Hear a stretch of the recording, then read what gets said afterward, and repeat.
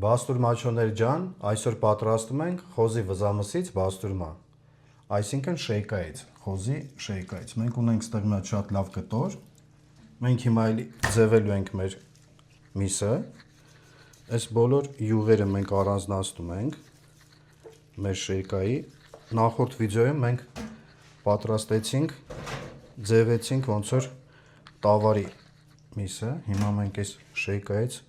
հանում ենք այս կողքի ավելնորդ մասերը, ինքը կտարբերվի մեր տավարի բաստուրմայից, իր յուղերից, որտեղ մեր ընկերներից կան, որ իրանք այս յուղերը շատ են սիրում, միշտ ասում են, այս յուղոտ մասերը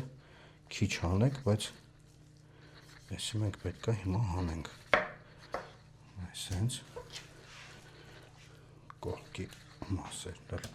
հիմա մենք այս կտորը այսենց մեջ տեղից,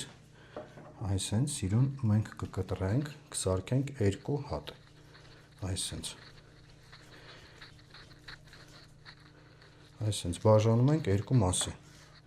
ինքը շատ կարևոր է այսի, որտեղ շատ սիրուն բան ենք ստանալու։